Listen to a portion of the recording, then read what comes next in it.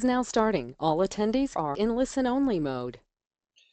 So hello to everyone. It's great to have you back online. We've had an awesome month so far. Literally last week we had Dr. Dolph de Roos, one of the most renowned people that have written about and been involved in international real estate investing for more than 30 years. But tonight we're super excited because we've not only got one of the best in South Africa, but also someone who's respected at an international level. And I actually had the privilege of, well, I've met Garth a couple of times, but I had the privilege of learning and hearing from Garth back in October last year at the Wealth Movement. And really, Garth, you were one of the people that the people who were at the event, and there were hundreds of them, really admired and learned a huge amount from the event that we did. And it's really, good that 6 months later we're coming back now and we're following up with that and we're sharing, some of the strategies amongst what people are doing and how they're doing it. And so I just wanted to welcome you tonight and say thanks so much for taking your time out tonight and sharing with everyone who's online tonight. Absolute pleasure to be here, and I hope everyone's going to enjoy it and we can add some real value tonight. So, yeah, looking forward to sharing our views on the markets and sharing our views on what the wealthy are doing. Excellent. And I think just Garth, one thing for everyone who's online is that if anyone's got any questions, please fire them through. We've put together some questions based on what our team and different people have been asking us. But obviously, if people have questions tonight, if you've used GoToWebinar before, you'll see there's a little screen up in the top right corner. Just ask questions, and we'll be able to, between Kevin and myself, we'll be able to fire and try and get through them. What I would like to do just to get started is, like Garth said, the whole focus of tonight. I learned this from Tony Robbins many, many years ago. If you want to be successful, the easiest way and the fastest way to be successful is to copy successful people. Well, in the same way, from a wealth perspective, if you want to be wealthy, then copy what wealthy people are doing. And equally, if you already are wealthy, most people are always looking for that edge. And, someone like Garth is dealing with some of the wealthiest people in South Africa. And so what he, said that he was prepared to do tonight was just to share some of the trends, some of the things that are doing, and also maybe answer some questions in terms of what his thoughts are around the market. Now, I've got a slide that literally starts off, and it was, who is Garth and what is Calio, etc. And I thought it would be a great way to get started, just so people can put some context around who they're hearing from, so that they can understand your expertise. I will say, Garth, I'll let you answer it once we hand over the presentation here to you. But when I was doing a Google search today, I did have a little bit of fun when I noticed that. And now there's two Garth Wellman panelists, so this should be interesting. Hilda, if you get the wrong one, then just let me know. But anyway, but I did notice that you like fishing because there's lots of pictures with Garth Wellman and fishing, basically, not just in a worksuit. Yeah, I think my web profile is about 90% fly fishing and about 10% because I think I get an incredible amount of following on the fly fishing side, having fished for South Africa. But yeah, I'm not going to profess to be a technological and an IT expert and a social media expert, and only recently sort of really entering that. So I think my content from fishing to finance might increase substantially. And I think that actually talks about Calio. We're quite a low key, very focused high net worth wealth management company. We don't essentially try and compete out there in the market with the big banks and the private banking offerings. Much more personalized service, start to finish personal financial direction of high net worth individuals, and a significant focus on personal attention. So I think that's why you don't see us mainstream media. And it talks to who we actually are. But yeah, I do love my fly fishing. So tell us, Garth, I've put the screen to yourself. You should be able to just click on it and say show screen, and then we'll be able to go into the presentation so we can understand a little bit more about yourself and Calio. There we are. So I can see it coming up now. And if you literally just put it into PowerPoint mode, then we'll be able to see it.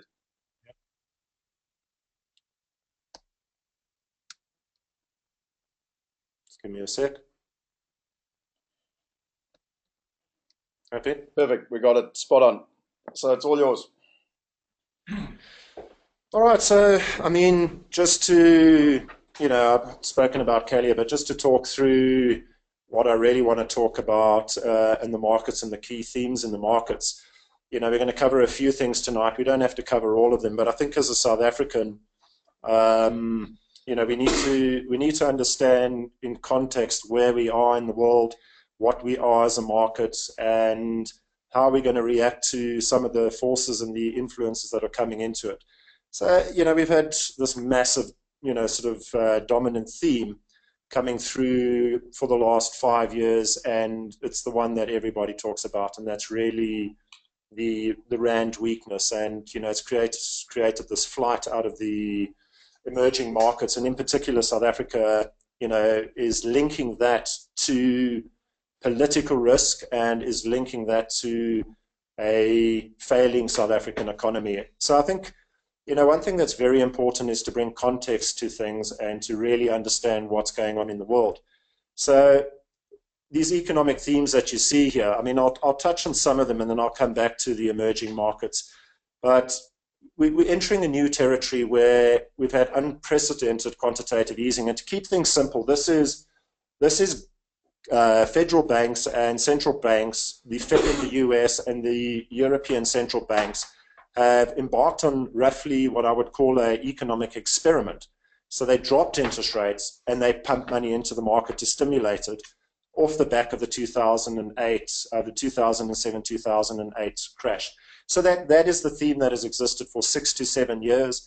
To keep it simple, we're now seeing whether this worked, and we're now seeing the quantitative easing kind of pulling out of the economy. And people are, these central banks are now holding the money back, and they're saying, can the market stand on its own 2 feet? On their own 2 feet. So the developed markets have not responded, and we haven't seen the growth in the GDPs, and in particular Europe. So not to go into too much detail on the global economics, that's what's really happening. We're not really seeing the market standing on its own 2 feet. We're not seeing the markets responding to this. So the volatility has increased, and this is what people need to respond to. They need to understand how this quantitative easing in the world and this funding of the world, what we call basically the market on stimulus, has changed volatility. And we've got to get used to a new environment without forsaking the old investment principles. And in South Africa, we come from a past of being quite financially insulated because of the politics of the past. So we're really learning how to understand the long-term path and how to really interpret white noise from market economics. So these are the themes. The Fed on 0.4 there, it's raised the interest rate slightly. And I mean, we saw a massive knee-jerk reaction in January. So everyone thought the world was falling apart, and we saw some very interesting fundamentals play out there. And we saw some interesting signs of what the market could do if this volatility continues. And we'll get to that later. But, because of the reaction to that increase in interest rates, I think you've seen the US Fed actually take on what we would call a dovish stance, for simple terms, a conservative approach to this. And I don't think we're going to see a massive, drastic increase in the interest rate. So that's going to drive most of the volatility through the year. Central banks continue to try and stabilize the markets and encourage economic growth. And then we have that really big, powerful force that's driving, I think, a lot of the world and is the consumer of most of the commodities, and that's China. China is making this massive shift from a politically dominated economy to what is more of a free market economy. And these shifts come with some very bad decisions. They come with some, bad debt decisions. And there are some looming issues in China which can affect the world. And, we used to say if the US sneezes, the world catches a cold. Yeah. If China sneezes now, the world catches pneumonia, kind of thing. So it's a very, very powerful emerging market driving growth around the world, and it can ripple through the world economy as these things come out. And they're not quite as good at global reporting as some of the more developed economies, so that they can shock the world one day, and then they're trying to manipulate the currency the next. So there's some major influences coming from China. Just on that note, Garth, yeah. As you know, I've just got back from China. I've been there for 3.5 weeks. Yeah. And it's really interesting what the government's doing in essence, trying to change the strategy from a manufacturing economy to a kind of e-commerce, internet finance type environment. So they want to become more of a service type economy. And it's just interesting that there's these huge kind of sway in that direction. But from exactly this, they understand that cheap labor is not going to get them everywhere. But saying that, the wealth in China is phenomenal. No, look, there is an incredible amount of wealth, and I mean, there's also, I think what a lot of people don't realize is how little of that wealth has flowed into equity markets. And I mean, if you read that point there, it's exactly supporting what you're saying. We're seeing a shift in policy from infrastructure to that consumption and services. And I think China, one of the questions we will talk about later is the future of the economy. I think China is going to play a massive part. So I think it's important for any advisory firm and investment company to really watch what's going on in China and understand the view of that. But not all the policies have been excellent, and that's for certain. But that there is money to spend and there is money to flow into the equity markets, a massive driver of the global themes at the moment. So we'll get back to that later. And then, shock events that come into the market, I think the reactions in the market are much more than they used to be. And the underlying themes, we're going to see a lot of this volatility where we see 10% in a month, and then it comes back in the 2 months. And you'll see that over the last 3 years. We used to see very, very small continuous downsides and then growth. So you would see 1-2% losses a month, and then it would tick through like that. Now with the information age and the amount of white noise that floods into the market, we see much greater volatility by people buying and selling off. And the unfortunate thing about that is information doesn't correspond to the emotional intelligence involved in making good investment decisions. And that's what we find is one of the most difficult things to maintain, is that the principles of good investing, the principles of wealth management, and the habits that truly wealthy people exhibit haven't actually changed. And all you're seeing is the reaction to these economic themes by wealthy people and the adjustment of their long-term investment plans not being disrupted, not being changed drastically. And I think that's one of the biggest dangers we face, just moving off topic very briefly here, is this massive amount of information that people can consume. The fact that 15 years ago, today anybody with a smartphone has more information than the US president had 15 years ago is absolutely terrifying. And I think that is what's influencing investor behavior. And investor behavior is what's creating these volatility in markets. And that's where we spend a lot of time with wealthy people. Because wealthy people are often, and just to differentiate, a good investor and a wealthy person can be two completely different animals. And this is the role of a good advisory team is to understand what good investment behavior is versus getting wealthy. Wealthy people exhibit certain behavior made out of entrepreneurial skills or out of professional skills, and that behavior doesn't always translate to good investment behavior. And this is one of the dominant themes that we're seeing. But we'll talk about more of that. Just putting some food for thought out there for people to ask questions. This dominant theme now, I don't know if we have any international people that can go and pour themselves a drink so long, or go and have dinner, but just to talk about a very South African based theme, because we're talking about wealthy people in South Africa. I mean, we obviously manage global wealth, and we have clients spread across now around 15 different countries, but understanding this rand weakness, this is a very dominant theme that is driving investor sentiment. Now, this graph on the right, just to break it down very simply, I don't want to make it technical. I want to talk about that gray line. Okay, so if you see the gray line in the middle, I'd like to illustrate what is appreciation and what is depreciation. The red line shows the actual movement, and you see this massive volatility in the rand. But when you look at the depreciation graph, it's a solid depreciation. From when we became part of the global economy in 1994, okay, the rand sat at R3.73.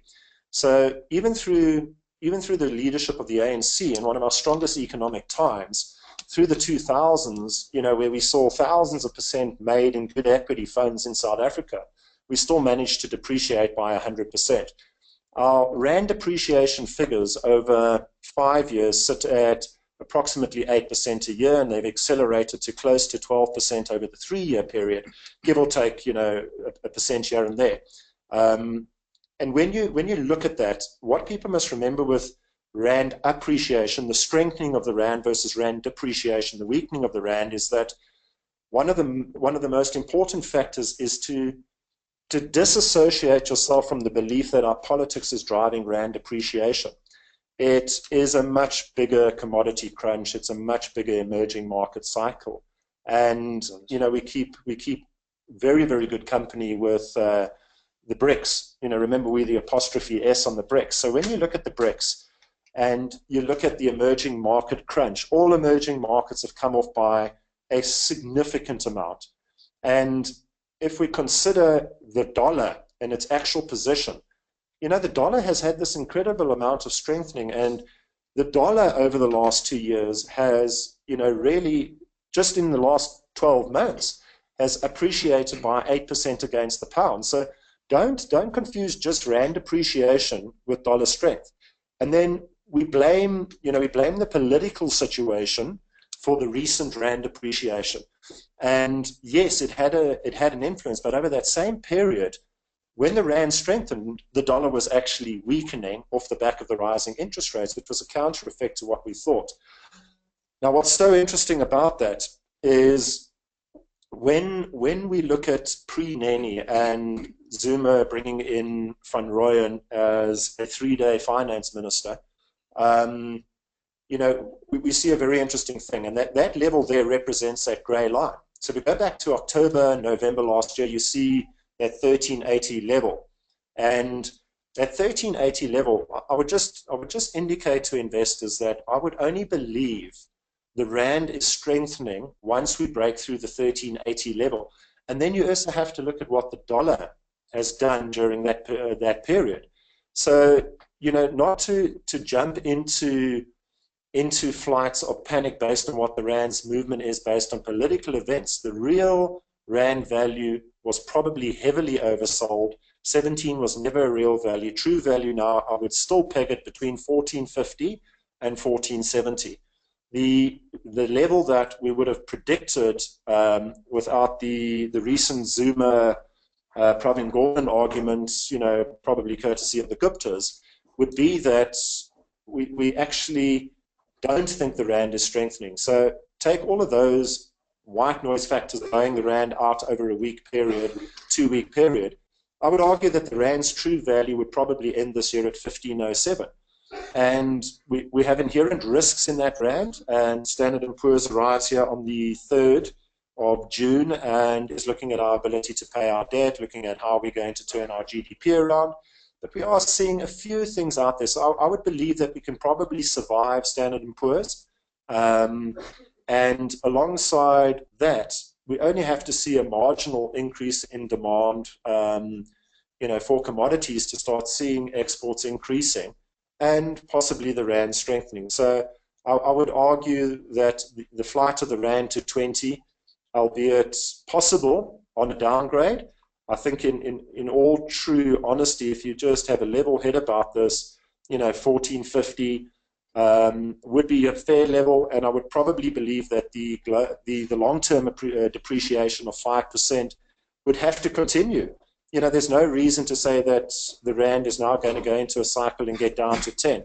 That it can go to 1280, possible, but I would believe I would see the GDP, 3 Standard & Poor's ratings later that have been positive, and that kind of cycle. So I don't think people should be day trading the rand at all. You should be taking a long-term view of 5% from it, and that 5% even from a level of 1380 would be a factor that I would consider in my portfolio. But I would not base my international investment decisions ever solely based on the rand, because as of 2015, only 2 economies delivered a real return above 7%, and that's Australia and South Africa, and that's data from 2015. And that's quite scary. It's still capable because of the ability for the markets to hedge themselves. The JSE can still deliver returns. And you've got to weigh up right now the power of the currency versus the power of the markets. And if we look at the slowdown and the view you have on the slowdown of the markets, you've got to be very careful of your currency calls, because the currency calls are possibly more powerful than the market. Okay. Cool. Some numbers there. These talk to to the flows out of the country. I mean, I'm not going to go point by point, but we've just seen consecutive flows of money out of the country, and this has been the longest streak since September 1999. And the perception of South Africa is hugely damaged by what I would believe, and this is just a view on the leader of the ANC, not on the political leadership at all. I have very little to comment on the politics of this country, but I would say that Zuma has aligned himself with with an obvious crony type leadership and an infiltration into most of the governing entities of the country. And we look at the Reserve Bank and the Treasury, and we have a lot of concern. And people flew into South Africa historically when the markets crashed and the emerging markets because of the independence of our Reserve Bank, the independence of our stockbroking, and the stability of our banking system. But this leadership does show us that the party needs to consider its leader.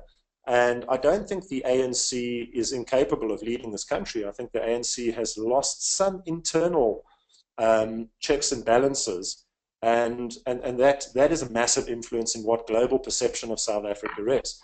But global investment into South Africa is not always influenced by politics. And I'll just give you some percentages. When you really look at the influence on the rand, you're looking at 70% is the influence of global economics and emerging markets, and 30% is really politics. So the politics will tend to drive the short-term movements, and genuine global economics is what's driving the actual, depreciation on an annual basis. And that 1380 level is instrumental. We didn't sell a single dollar at all, and our strike level was at 1380 to consider our first reduction of 3% out of dollars. Okay, so it just puts it in perspective. And then just the flows that have moved out of this country. The majority of these foreign flows have moved into global equity funds. It's only now this year that you're really starting to see a neutral to defensive position on equity funds, and then the multi-asset, the global flexible space where people can share in the geographical. And that's what's so important for a South African investor, is to honestly consider this point. How many people, knowing the political situation in South Africa and considering our contribution to the global GDP is significantly less than 6%, probably less than 5% now. Would you base 90% of your investment portfolio in that small emerging market? I deal with these international clients, and having 80 to 90% in a South African portfolio, it's just not even a consideration, because it's just a small emerging market with fantastic business opportunities but massive volatility. But don't forget, as of 2015, it still represents one of the economies that broke 7% real return. And I repeat that because we tend to get very negative about South Africa without really looking beyond, beyond the basic white noise in the newspaper every day. So this just shows the consecutive outflow. Very, very few, very few people have, shown much confidence in this. And this is just from 2010, the fourth quarter. You're just seeing continuous outflows, and I think that with the last person to leave the lights, person to leave, please turn the lights off.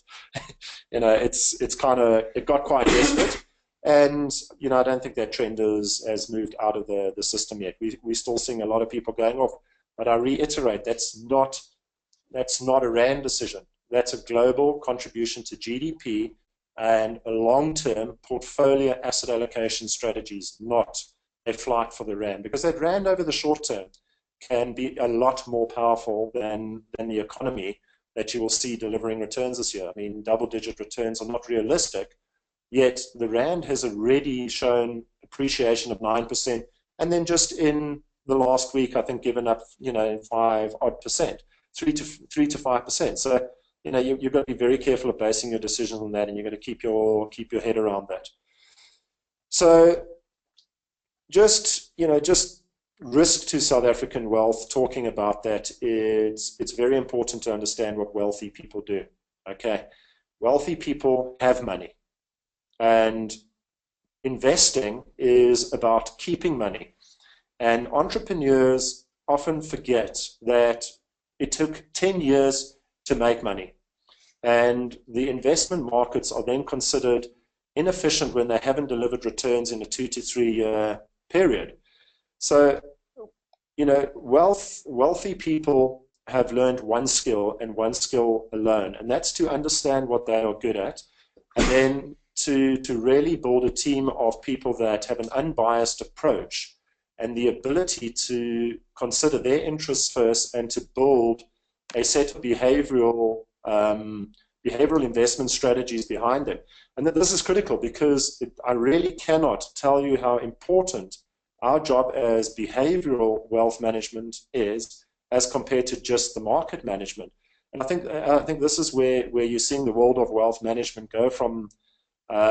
The value add is it's incredibly important to be able to have a sounding board that has reason and experience and has lived through several of these crashes and has a solid fundamental understanding of history and maths to build that investment plan on. So South Africans are quite volatile in their portfolio decisions, because we have this history in South Africa of expectation of double-digit returns. And we often forget how these markets work and how we work as an emerging market. And we often go into the international markets with an expectation of these same double-digit returns. And, this all links to good investment planning. So straying from portfolio structures and norms and straying from what I would call simple, well-understood investment principles as opposed to very complex investment plans, which actually are really just supporting the financial industry and making them important. Investment plans are very simple. And wealth management and managing wealthy people is about bringing wealthy people back to that investment plan, which must be drafted for them. So the risk to the South African investor is to not expose themselves to internationally experienced advisors, and not to have a plan that is built up on a long-term investment strategy, and a plan that actually considers and understands the true future of economics. Because one thing we all believe is the next 10 years is going to be so different to the last 10 years. And you know what? Every economy is different. It was believed that GDPs would forever be changed by the dot-com era. And what actually happened is it became a very normal way of life. It built into the investment cycle. It overvalued because it was new. It revalued to what it needed to be. And it left people in a realistic business cycle. But the building of dot-com businesses became the same business growth. Now, as we go into the next super economy of of cyber offerings and that, we see a change to the economic environment. And I say economic, not the investment environment. It still takes time to build a business. It still takes solid fundamentals to build a business. So, we look at wealthy people, and in business they exhibit the same behavior. And whether they invest in South Africa or whether they actually invest abroad, they stick to what they know. A person who makes money in real estate in South Africa as a property developer, who suddenly goes and decides they want to play in dot-com space, might have business skills, but the experience in that business sector doesn't translate. So wealthy people stick to what they know, and the management of wealth is that money disinvested from their entrepreneurial wealth. And there's a big difference between savings and existing wealth. And it's very important to understand that that's the same. It's not rocket science. It really isn't. And we all want to find that magic pill. And those magic pills, there's very few businesses. And I think South Africans and entrepreneurs and wealthy people and not wealthy people aspire to some of these businesses that generated massive value over very short periods of time. But every one of these businesses, when you go down to the Bill Gates and you go to the Ubers and you go to all of these, some of them were a lot quicker than others, but there was a massive amount of experience in the people that built those businesses up. There was a massive amount of focus for many years before it happened. And the exponential, effect of that, you'll know better than I, that if you understand exponential, it's not that diversified a term from compound. And compound interest is an exponential factor growing on good, solid behavior. I'm going to jump into some very specific areas that are positioning themselves for the wealthy this year. And I'm not going to spend a lot of time on this. I've highlighted the first letter there, the SVDP. This is the Special Voluntary Disclosure Program. Now, why would I bring this into what are wealthy South Africans doing to protect their wealth? This is a global theme, okay? And a global theme of reporting and transparency and, perfect reporting. This forms part of a South African program where people are given an opportunity to disclose non-disclosed South African assets. So we're talking about money which is housed offshore, exchange control, and there's two. There's tax amnesty, and there's the foreign exchange details. So in October of this year, we've had 2 amnesties released before, and this Special Voluntary Disclosure Program is something that people who have money offshore that they are not paying tax on need to understand. People who have had structures funded by money that wasn't taken out of with Reserve Bank approval. I would argue that if you've housed incredible amounts of wealth offshore, you're on borrowed time, okay, to review your structures and understand these structures. Now, don't get a panic. Offshore structures are perfectly legitimate if they are set up correctly from start to finish. But the entire trust industry of, global trust managers and the whole era of Swiss banks and secrecy are over. And when we look at this whole reporting standard that's coming in, this is really the South African side of things going, guys, if you have money out there, please tell us about it and we'll clean it up. Because if you don't look at this, the global reporting standard that's coming in, the common reporting standard that's coming in is going to very quickly tie up with this, and it's going to leave people with massive penalties, confiscatory potential on that capital, and that's a real risk to people with wealth. And there's going to be nowhere left to hide. So you've got to understand what the common reporting standard will be and what the Special Voluntary Disclosure Program means. So it will be on individuals holding money offshore. And wealthy people need to understand this. They need to understand whether they need to apply. They need to understand whether their structures are going to weather this storm and whether or not they are looking at something which is as catastrophic to their international portfolios as a major crash could be. So I think it's very relevant to bring this up and to say that not all the details have been given, but the basic guidelines are there, and it looks pretty good. And people worry that their wealth will be captured in South Africa and it won't be able to go out. I mean, I just want to remind people that the general trend, it's going to take a second here, my throat's getting sore. I'm just going to remind people that the general trend has gone from 250,000 per lifetime when I came into this industry that you could take out of South Africa. That moved to 750 to 2 million, from 2 million to 4 million, and now 10 million per individual if you include the discretionary investment allowance. This is not an environment that is looking to trap people's money in the country.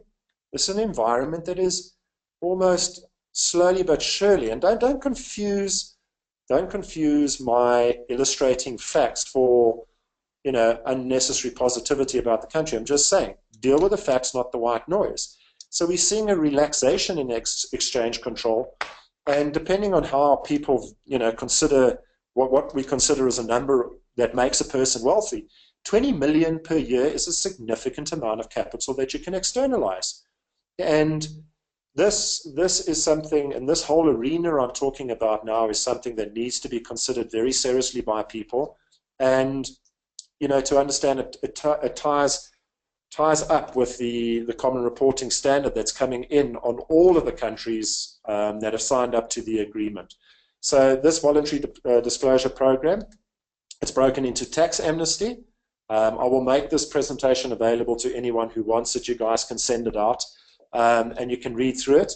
And this will be the tax amnesty, which is one side, where you have assets that haven't had tax paid on it. And it's important to remember that if we look at the global markets, what I said earlier, the global markets from 2000 to 2010 actually were very poor performers. So there's not a massive tax accrual on these. So you need to seriously understand the offshore capital that might be grey and seek advice on that. So these are just the guidelines. You can read through them while I'm talking. But I think it's very important to understand that tax amnesty, the world is driven by this simple premise. If you live in a country, you will pay tax in that country on the assets. You can invest anywhere offshore, and you can take advantage of any market offshore. But when you make money, you shall have some link on that capital back to a country of origin, and you shall pay tax in that country. And you know, there's a weird psychology that I won't go to in terms of the South African taxpayer and how people view tax. And it's a very interesting thing in a study I did from 1994, why we have that.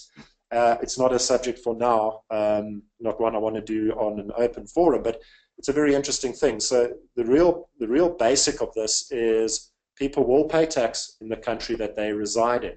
And that's why we have double taxation treaties. You're not going to pay tax twice. You're not going to pay tax twice. You're just going to pay tax in the country you reside in. And it's a mindset that people have to get around. The global era of tax havens and paying zero tax. You can still do business in favorable tax jurisdictions. But if you funded that business by a South African source of income, it must follow the right channels, it must flow to the right channels, and you must pay tax on the capital that funded that. But you only pay tax under certain circumstances. So it's not a cause for panic, it's just a cause for really having a team of professionals around you. And this is where where the value of wealth managers sits not only in the investment advice that they give, but in the very complex world that is happening right now, where you can align with a team of professionals and partners that are capable of delivering factual global information for you to make decisions on that don't leave you with confiscatory penalties. So I think an incredibly important subject to talk to you about how wealthy people are protecting their wealth. Building a team of highly competent advisors to walk them through this changing reporting global environment. Foreign exchange amnesty is different. This is money where you have breached the South African Reserve Bank. They give you an allowance to take money out of the country. They want to know about that money that found its way out of the country in golf bags and diamonds, and it's probably a good time to, you know, clean it up, because somewhere somebody's going to find out, and that will be in under 5 years. So just to be aware of this and to understand that offshore structuring is about effective asset protection from business risk. It is about effective legacy planning, where your competency as an investor or as a wealthy person allows you to make decisions in your life with trustees to make sure that inheritance people inheriting this wealth. And another massive principle of wealth management is walking people through multi-generational investment and multi-generational planning. So trusts remain what they were always set out to do, not to hide money from tax, from tax bills, but to build solid investment plans, legacy planning, multi-generational funding of families, of how you want to see your wealth distributed back into the system, because the captive wealth of super wealthy people is a changing environment. We need to see that wealth being distributed in correct channels. And that's where foreign trusts will remain the most valuable asset, not for the tax benefits. And that's something you can really go into your individual structures and your individual needs and what you're trying to achieve with your investment planning, your wealth protection, your legacy planning. So, that's just why I think these are incredibly valuable points and people will have lots of questions surrounding these in due course. But yeah, just something to be very aware of. And this thing will only run until March 2017. Get ahead of the curve, understanding what you're doing, sign a non-disclosure with people if you are concerned so that you have something in place, that you are in a position that even if you get audited this year, that you've already, signed into a process. You're not obligated once you've done that, but you've signed into a process to say, I'm going to follow this. So very, very important to South African investors. Common reporting standard. This is where the structures are coming under fire. The world has agreed to share information. If you own a stock, if you own an investment, if you own a trust, you are a beneficiary on a trust, a settler of a trust. If you are linked in any manner or form, that countries have agreed to report that structure, that holding back to the country of origin. These things are all rolling out. Different countries that have agreed to sign up, over different times, rolling out 2016, 17, 18, most of the countries signing up. And this is where non-compliant monies will be found out. And this is important because it's going to have an impact on the structure. All banks and financial institutions will be obligated to report. And the problem with this is if you don't get ahead of this curve, you're going to find your wealth captured. You're going to find banks going, please take your money to another institution. And you're not going to be able to invest into reputable institutions. You're going to find yourself, sitting there with money that can't work for you. So understanding legislation environments and understanding how to structure your investments and how to build your planning correctly, absolutely critical. Talking about asset classes, I'm going to move a little bit more into the investment. This part I would probably think we would have a lot of the people signed in tonight wanting to talk about. And as I say, this just shows that with various crashes of 2008, 2009, you can see that if you understand global diversification, there will always be a relationship between asset classes rising and falling. And, you can always sort of see this very clear zigzagging relationship between the world's emerging equity. And building a global portfolio is not as hard as you think. What is hard is trying to truly beat the market, okay, and getting unrealistic about those returns. And just to put it in perspective, what people don't realize is a simple 15% return will double your capital in 5 years. So that's an annualized 15%. And compounded, that doesn't mean take your 15% out, spend it as income. And I think it's important to understand these equity styles.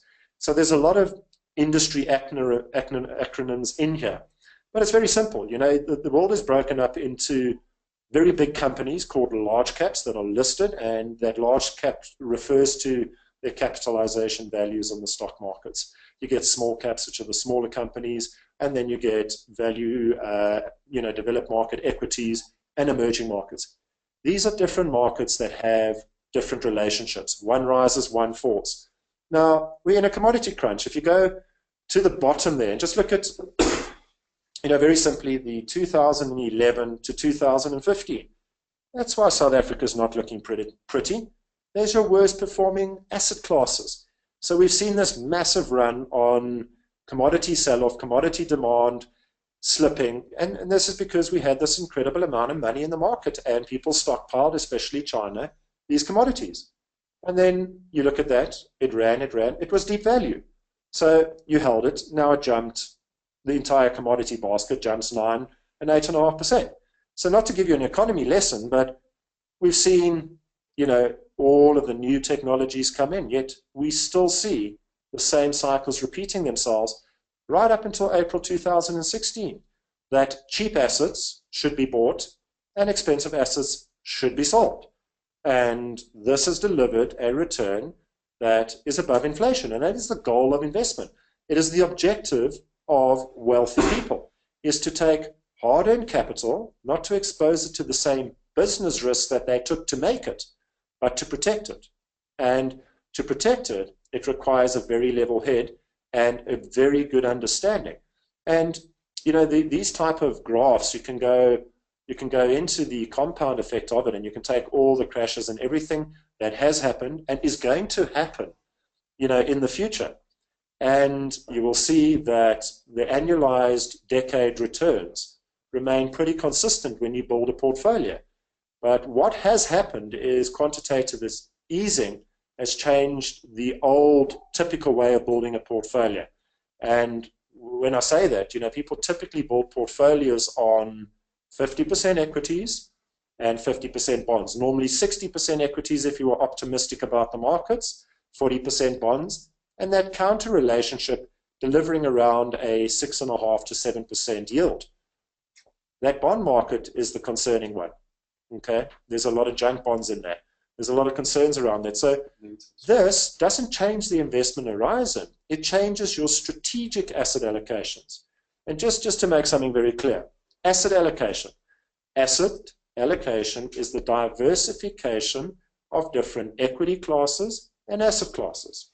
Property, equity, bonds, cash, and geographical and currency. So these things are built into portfolios, and understanding where they are in 2016 and where they can be in 2017 is what you're building into a financial plan. But more and more, as we see an industry which remains, for me, having been in it for now 18 years, having managed high net worth wealth for 16 of those years, I look at it and I go, nothing has changed. In terms of that, the investment behavior, the emotional intelligence to have a good portfolio remains constant. That there are strategic asset allocation changes, and more importantly, tactical asset allocation changes, is where you rely on somebody to give you factual information, not fancy derivatives, not complex investment plans, and the word that people love, sophisticated investor. A sophisticated investor is somebody that has the ability to understand the investment advisor's recommendation. That's about as sophisticated as you need to be, and takes the interest to understand their investment plan, takes the interest to maintain and benchmark and see that their investment manager is delivering value for money. And this is kind of where we're going with investments. And we'll get into the alternative asset classes. And I mean, they're still financial instruments, but when I talk about when I talk about alternative asset classes, I just think you're looking at a business environment that's going to see the small guy, because of technology, being able to compete quite heavily and effectively against the giants. So that concentration of wealth in the big companies, I think you will see dispersing, but it doesn't change the investment arena. It changes the business arena. But people also are moving very heavily towards conscious investment. They want to know what they're holding. And, I believe, diversification can also be diversifying yourself to death, where you diversify so much that your positives cancel out your negatives to a net result. So I think more and more focus on this graph that I have in front of you, and really understanding those, and really understanding your fixed investment, the expertise, the partnering to enter these markets is becoming more critical, not more sophisticated. It's becoming more simple than ever, and it's understanding where they fit in. Any investment advisor who says you shouldn't do this, okay, I've analyzed in my 16 years probably every asset class. I've probably analyzed every investment model, and the same principles apply. You've got to stick to what you know. You've got to understand what you invest in. If it excites you, get to understand it backwards, that you could do it on your own almost. And then I think you're making intellectual investment decisions. And you don't start a business without understanding what you're investing in. And the same applies to markets. It's not hard to understand that you can't do 14% in an environment that we have today. We have no inflation. I think the global inflation in the US is about 1.5%. The average British, the UK inflation sits over 20 years at 2.5%. So the objective of investing, the objective of wealth protection, is to beat inflation. If you have no inflation, you did 1%, your real growth 1%. You got richer. You didn't get poorer if you did nothing. And it's to understand economics first, to create expectations that are real within that environment. And this is one of the biggest risks that face the world today, is that if we don't see a correction, and we don't see some of these junk bonds and these derivatives actually being cleaned out of the system, that there is the possibility that the world's economy just goes into a coma, and we see these single-digit returns. And you know, it's important to understand that wealth preservation and wealth creation are a function of investment time, and we'll go into that later as well in the questions. So as we look at the world now, I'm very sorry, my Apple conversion from the Dell has left the percentages out of there, but very simply, the colors can do it. You guys can translate the percentages very easily. You know, it's not a train smash. I'll have that updated on the presentation we sent up. But why do we say this? Because this is how we see the equity allocation. Now, it doesn't mean you're going to have 100% in equities, but if you view the world today, this represents an interpretation of the geographical being the different countries on the planet, and their potential contribution to return. Now, this is diversification into opportunity at percentages that represent risk control. Okay, and there's a lot of other white noise in the industry that has to be digested correctly. You cannot predict a crash. That's why they call it a crash. You know, a crash is an accident. You can see the signs coming. You can see the buildup of, you know, of certain overvalued assets.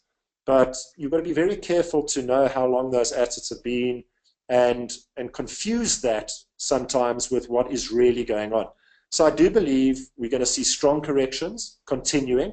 I do believe we will see very heavy months, and we will talk further about how to protect those, you know, about what our global view is and what investors' global views are and how they're reacting to that. So, you know, most people will say the world is in economic slowdown. I'm a little bit more defensive than that, because, you know what, we're not in an environment, and listen to me, everyone, very carefully, we're not in an environment that's about to do 40% return. Okay, when you have a global slowdown or economic recession or that type of factor presenting, we are not in an environment that double-digit US dollar returns or pound returns are necessarily realistic this year. So the positioning of a portfolio is not based on emotional reaction to white noise. It is not based on emotional reaction to doomsayers. It is based on the potential for a market to deliver return, and why take the risk if the returns are not there. So you can't exit the market totally if you've been in the market for 15 years. There's a reasonable risk level for you to stay in the market, but you need to structure your portfolios down. You need to buy assets that are basically going to protect themselves. And you get the traditional ones like gold, and I'll talk about that now, and what happened in January. And you get assets such as property. Now, the reason fixed property and property investments are a good hedge is they're illiquid. People don't sell them. People fly out of equities, they fly out of bonds, they fly out of alternatives. And when I talk about alternatives, I'm talking about the hedge fund world. But they don't fly out of property, because nobody sells it when somebody wants to pay you 40% less. And this is why property is a great hedge. It's got an underlying real value. And that underlying real value doesn't go away. Okay, whereas companies can and often do. And this is why when we get to a market that has inherent risks and the market returns are not great, that you start focusing your portfolio into more and more solid asset areas, okay, typical, you know, performing business classes that perform well in these downsides, and buying those assets and concentrating to those assets in a more concentrated, important way. So gold as an alternative. Let's be very careful here. Okay. Gold is an alternative. Do not ever sell your entire portfolio and buy gold. That's not what I'm saying. Here I'm talking about gold as an alternative to cash. Why? Because cash is delivering around 0% in return. Okay, some banks, depending where you bank, you might actually be paying them to hold your money. So the value of gold is essentially priced in.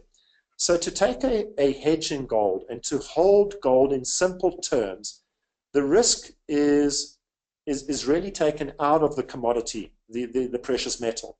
So its ability to be a alternative to cash right now is very good because it's value to what it is, and it's likely, as we see here, this is just from December last year. You know, at some point we saw over 100% appreciation in gold, and that off the back of 25% interest rate increase in the US. So not to bore you all to sleep, but you probably all, half of you, asleep already, and you know, on your way to bed. But understand that gold is becoming a very viable. To be fair, Garth, Sorry? This is really valuable, and it gives some really good context to many of the questions that have been sent through. So no, it's invaluable for people to make the right decisions. Yeah, just scream if you know you do have privy to snoring sounds on the other side.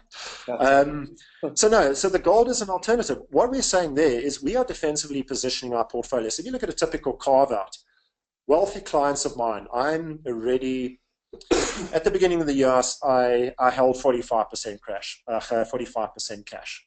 Okay. So my asset manager, Clayton Stewart, is with me, and our investment committee, and we sit down and we take a view with an independent investment committee, and we look at it and we say, okay, the interest rates are going up. You hear this thing, oh, it's already priced into the market. Okay. Anything that you hear is priced into the market is never quite priced into the market. Okay. So that's the first important thing to understand.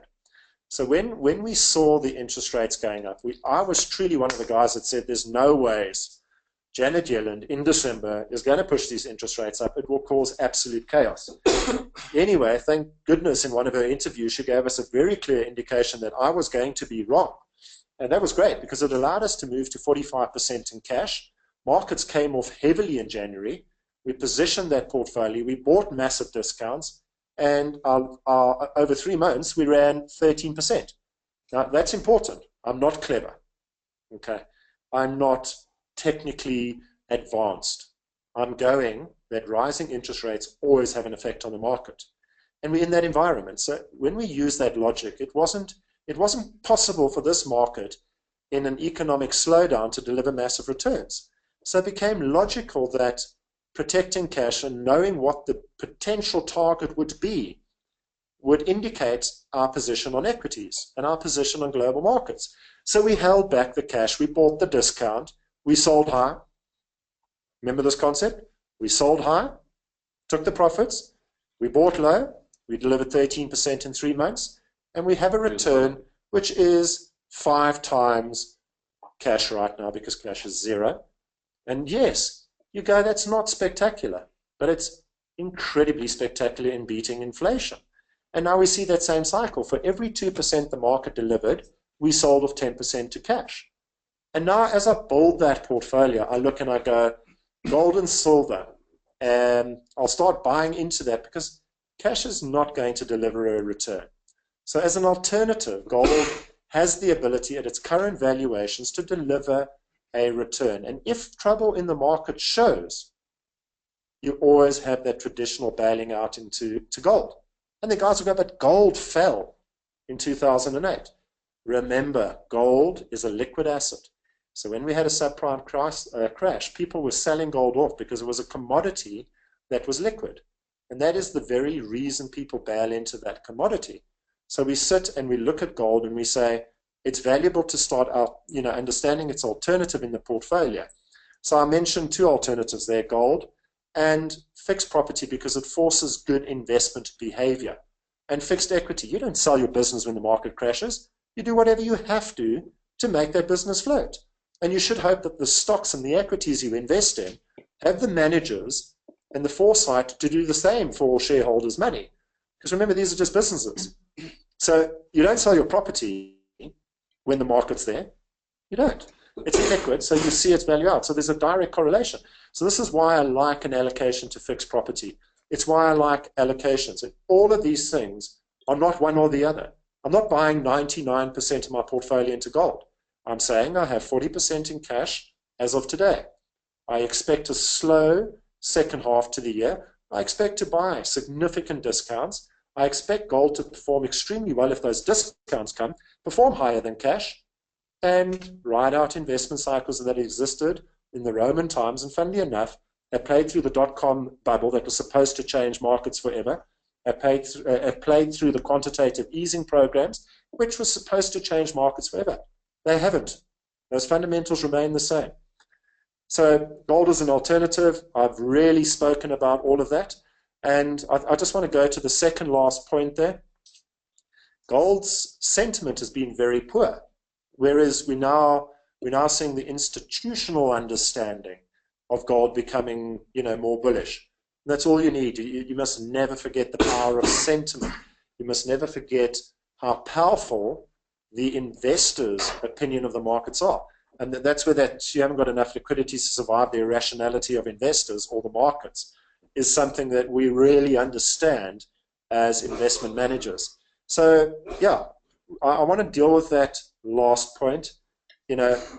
Volatility, 10%, 7%, 5%. These things have happened over the last 2 years. Do not, consider volatility as market crashes. They're very different things. Volatility is profit-taking. We're very conscious of the all-time high levels not being reached in over 17 months and what that means on markets. And we're not sitting with our head in the sand. There's two experts that just say all the time. It's not fun. Real problems are. And there are some real ways to take cognizance of those in a balanced view, not in a catastrophic view. There's lots of things to be done to position for these things, and when to hold cash, when to buy. And I think we are in the next 12 to 18 months, if not sooner. We'll see massive buying opportunities across all asset classes, including alternatives. And that goes to business advice. We sit with a business advisory division, and managing wealthy people is also bringing that business advisory into them. When to hold cash, when to pounce on assets that are available, when to strike in terms of competitive markets. So it spells out on what we're talking about here. I think those are the key themes, and I probably said too much already. I must say, I think I've spoken for close on an hour, so I'd like to dedicate at least the next hour to what people want to know and not what I have to say. Okay, so thanks, guys. Thank you very much for that. It's incredibly interesting, and there are a lot of questions that people have come through. And also, as I said, there's been a number of questions that people had sent through originally. So I'd like to get straight into something that's very topical. And what do you think of what's happening with Pravin Gordhan and Zuma in the future? I mean, you've spoken about kind of long-term trends, but in terms of short-term shocks, from a wealth management and a protection perspective, what's your take on what's going on? We all saw what happened. You've already spoken about it, and the fact that the GDP lost 15% in 3 days last time. So, where do you see us at? Yeah, look, I think Zuma is in a position where he's a law unto himself, and the problem is, I think the ANC should have dealt with this a lot sooner. And you've got a very divided political party. Now, I'm not a political commentator, but we are seeing a personal war raging between the Guptas, Pravin Gordhan and Jacob Zuma, and the alleged arrest that's going to take place of him, and that's had a significant effect on the rand. But if we look at that, it has these catastrophic events. And Nene actually being pushed out had a very similar effect to a 9/11 in the US. It's a catastrophic event. Catastrophic events, you must always remember, have an incredible ability to hit the market and then fundamentals to go back to normal. And that's why I believe we would probably get back to 1380 less 4%, 1450 as a realistic depreciation. But I think to give you my personal emotive view as a South African, I think we're in the most definitive year of South African politics. I think, we do have an incredible amount of politically influential people in our network, and we do have an understanding. It's a very divided party. You've got on one side, cronies in business that fear for their future and prosecutions, and Jacob Zuma fears the same thing. So there's a hell of a power play going on. And I think it's incredibly important to understand that there are certain things happening in South Africa this year that can have a very defining future. But on the other side, if you believe the one rumor, the other rumor that's out there is that there's a very decisive plan for Jacob Zuma to step down on his own terms after the election. Elections are very powerful market influences, both here and in the US. And I'm concerned that if we don't see some kind of decisive change in the ANC, that they will be their own worst enemy. And I say this in due respect, okay? And understand what I'm saying. Don't take it at face value, okay? Because when you talk to a group of 170 odd people, or however big the group is, the interpretation is important. Just take this at face value. The ANC is very capable of leading this country if it aligns itself back to true democracy and aligns itself back to leadership. It doesn't mean a change of party is going to change the economy. The very party that we are concerned about now led this country to over 1,200% return from 2000 to 2010. It had very contrasting views. Thabo Mbeki was not respected for his views, but he had a very strong fiscal and monetary policy behind him with Trevor Manuel. So it's not that the party can't lead, but we need to see this really, for me, I don't know what word to use. It's beyond me what to even use as an adjective anymore on what Zuma does, and all of a sudden the cryptos are involved. I think there's a lot of personal playing of Zuma in it, and I think the country's tired, but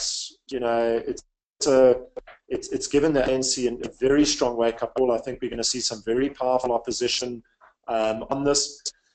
And we hope that Parliament and constitutional and democracy can return to a level-headed, environment. But it's a very defining year, and I think these things can change so quickly.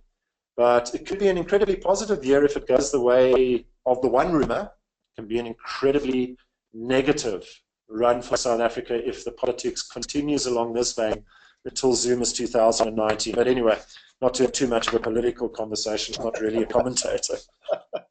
And you've answered quite a lot of the second question. What are your thoughts on the future of South Africa and the Rand? If you take just simply, you've given us quite a lot of perspective tonight already, but if you take a 10-year view on it, at the moment you're talking with your feet, you're still here, etc. Or not that I'm leaving either, but the point being is that what are your views on where we sit 10 years from now, 2025 or 2026? Look, it's quite hard to talk through this. But you see, we've had these two incredible spikes, 25s and 30% depreciations. I think those have to work themselves out of the system. So I think we're going to see a period of stabilization of the Rand. If certain things play out in politics, we're going to see a stabilization of Rands. I don't think commodities can forever stay as cheap as they are.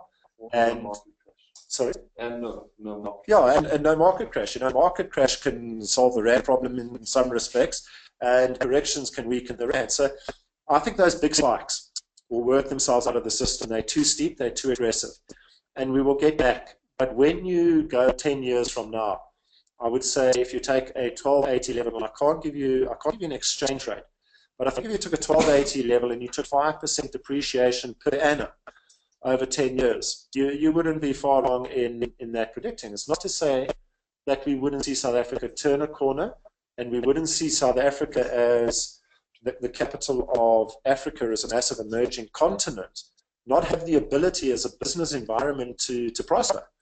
And that's the thing, is always to have a level view and understand where we are in that cycle.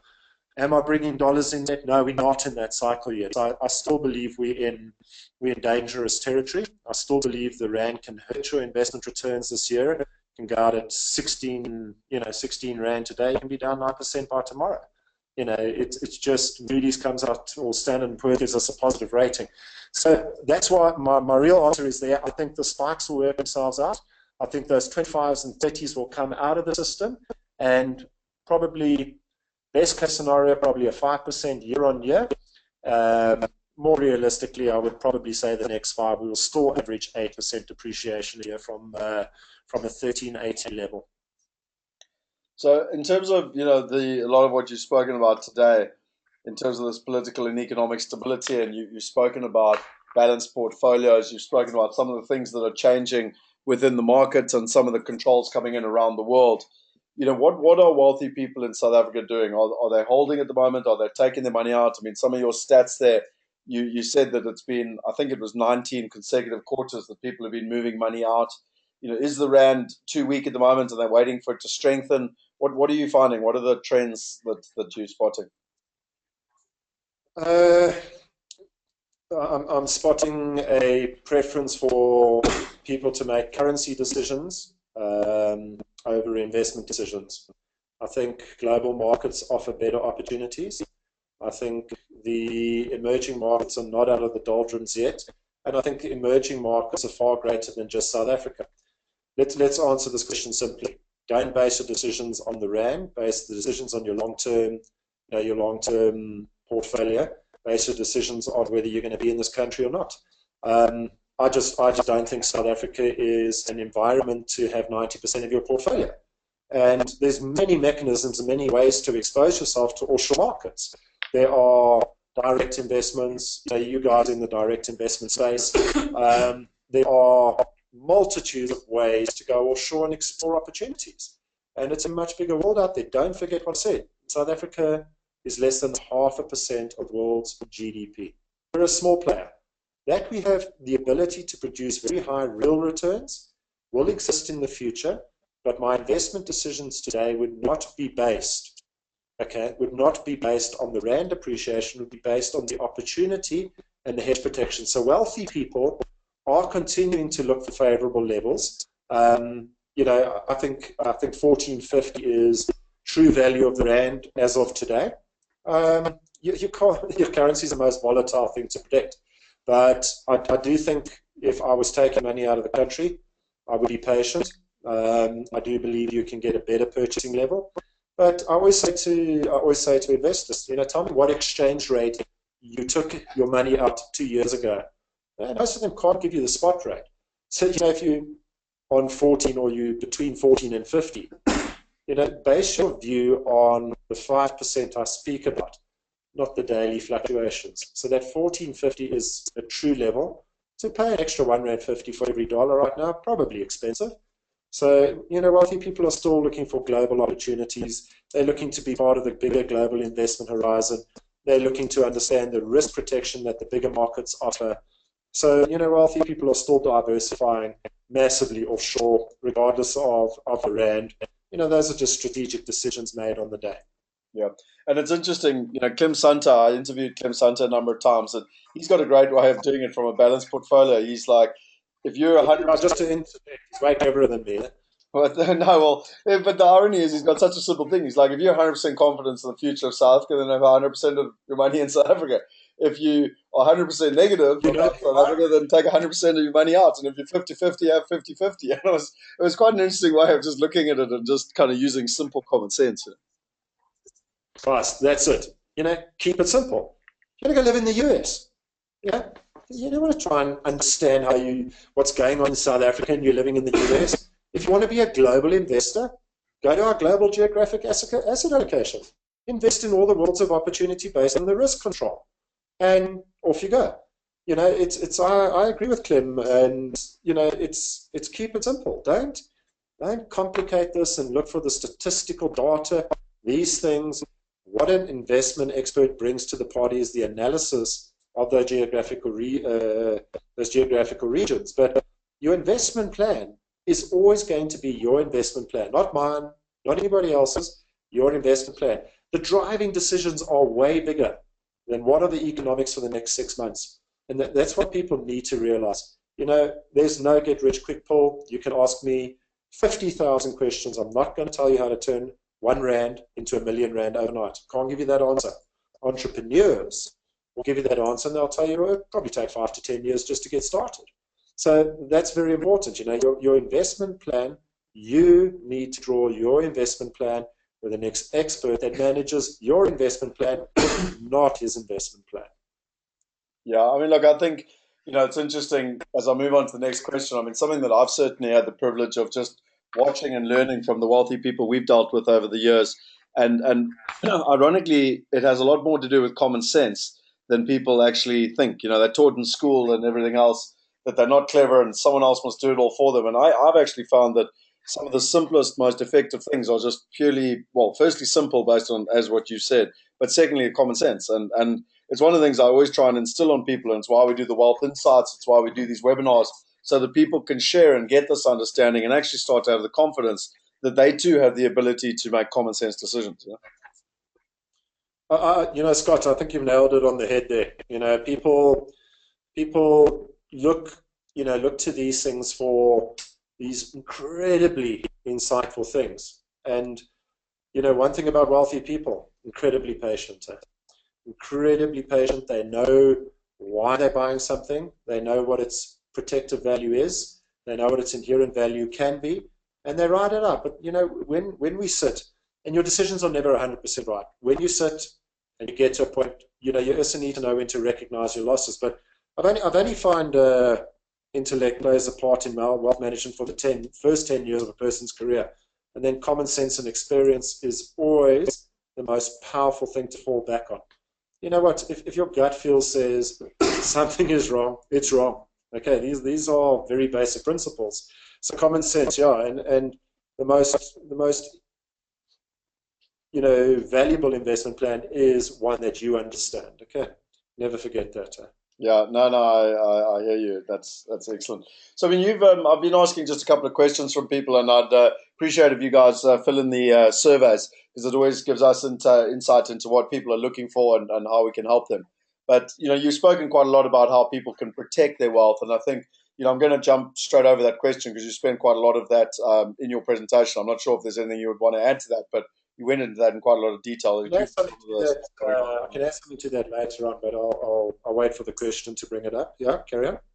So another one is a question you get asked, well, people ask quite a lot of time, is how do you manage risk within this changing environment? So, there's a lot of, volatility, if one calls it, and not just in South Africa, but globally. How do you manage risk within that environment? Depends where you are in your investment cycle. If you're entering the market, you just sold your business for 300 million.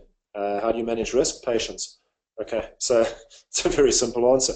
If you've just sold your business, okay, there is enough evidence in the market, or you've just come into wealth, or you're making investment decisions. There's enough evidence in the market to suggest that patience is an incredibly valuable virtue right now, and wait and see what happens. Okay, wait for the discounts, because every investment cycle, although people think it's short, most investment cycles are actually well in excess of 15 years. Okay, especially wealthy people. So you have the ability to be patient. I mean, 18 to 24 months, to wait until you start investing, to wait to see, and how to phase into that is a pinprick in a 1,000-page book of investing. It's a full stop at the end. It's really insignificant. So what are people doing to protect that? Really, understanding diversification and asset class diversification. So although I touched on that, I want to mention that, what are the classes that traditionally survive credit crunches? They're not the new economies. They are the preferred asset classes and companies with cash reserves. So, you want to buy in your stock portfolio, you want to buy assets that have cash flows that can survive a crash. Okay, I mean, we all know that Apple has probably 20 years of cash reserves. Am I telling you to go buy Apple? No, I'm giving you an example of a company that had cash reserves to survive a significant drawdown. And how to de-risk the portfolio is also a consideration of how much you've made in the past. So if you've been invested for the last 7 years, you can be as much as 187% in South African rands on your global portfolio. So what's the risk to market? You can go down 47%. Take profits. There's no reason to take the risk. There's not enough out there. And this is a very complex answer because, again, I point to not one size fits all, because we're in that cycle of the world where people are talking about the derivative crashes and the derivative bubbles, and how do you protect against that portfolio? I mean, if the market comes off 80% and you only have 50% in the market, you're going to take a 40% loss, and you can buy that loss you back to a position of strength in a very short period of time. So your diversification, what I spoke about in gold, I promise you, the wheels come off, there will always be the bail into gold for that period, creates liquidity. So it creates that liquidity. So I would ask that people really understand where they are in the investment cycle, and to base their risk on those decisions, and to have assets that will never inherently devalue, even if it takes a significant amount of time for the world to recover and start showing results again. And those assets, we all know what they are. They are assets that have an underlying value that should never really, for the long term, be devalued.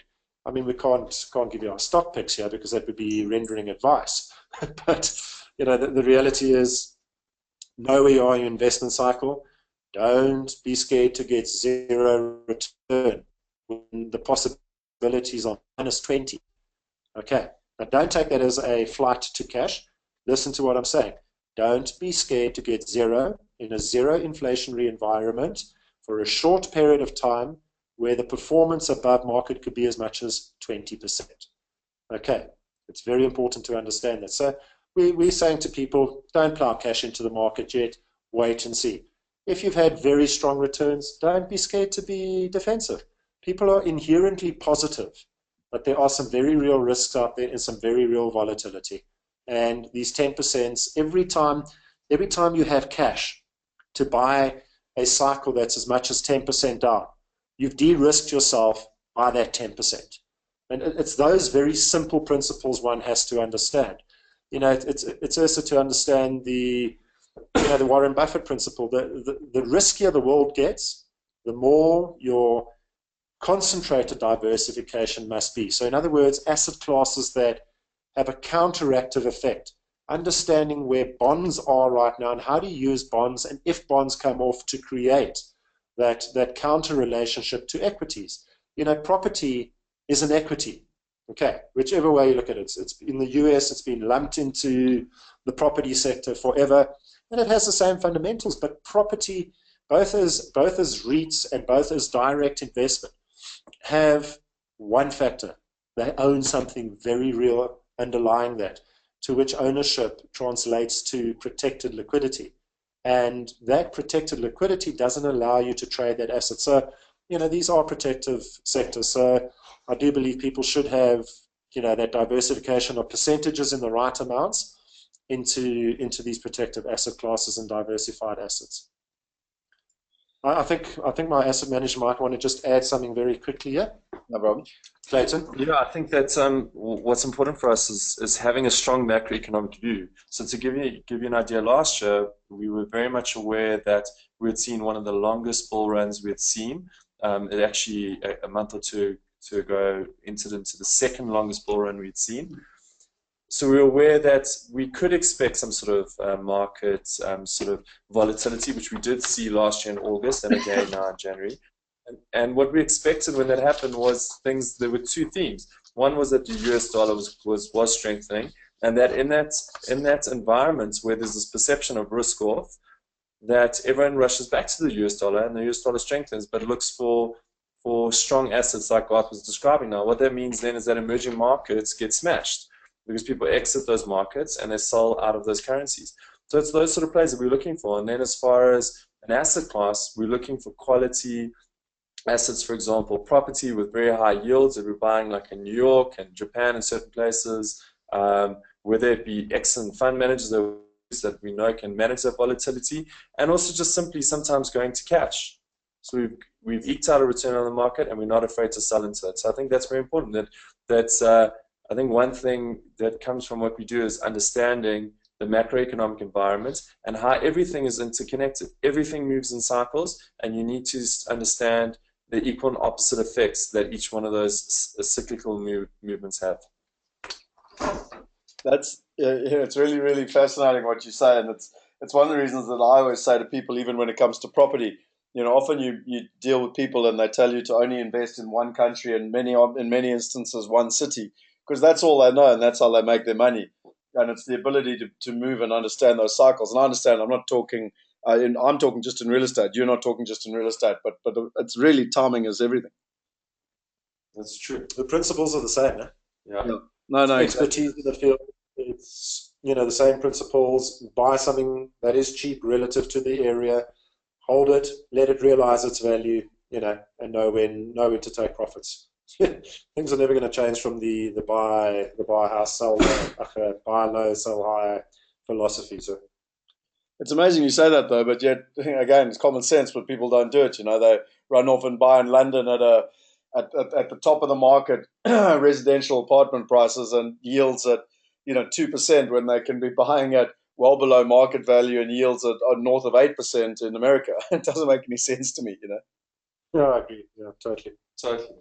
Tell me something. You've spoken quite a lot today. You've given us one thing that I've certainly learned from Henny and Peter Fenstra, which was phenomenal. And you spoke a lot about patience. And I remember on multiple trips over to Australia, and they pretty much had decided their rules of the game, and the Aussies kept telling them, no, well, we don't do business like that. And I mean, the thing they were asking is that we don't do deals unless people actually put their own cash in. And Henny just went, well, that's fine. We'll wait until we find someone that will do the deals like we want to do them, that we think's fair. And they finally found someone, and they turned $4 million into $44 million in about 4.5 years. And that company's now listed and worth about $600 million. So patience is something I've literally witnessed, with my own eyes. What are one or two other things that you find that distinguishes them? Partnering with expertise. Not dabbling in areas that you don't understand. What we have to differentiate is there's a whole professional industry out there. And I can promise you there are so many guys out there whose bank balances are probably worse than the person they're advising. Okay, I'm not going to put my bank balance up, but it's something I must warn against. So, you've got to partner with professionals, and in a day and age where information is so readily available, people must never blindly trust anybody. So partnering with professionals and partnering with people that are like-minded, there's no use in doing business with people that are not aligned to your view, that you can lead a horse to water, but you can't make them drink. I will not manage people's money whose expectations cannot be brought in line with the realistic market. Yeah. How can I manage their money? That's not managing their money, that's managing a conflict. And that's why I say, you've got to build a team of advisors. And if your patience to invest is just to get into the markets, there's your first mistake.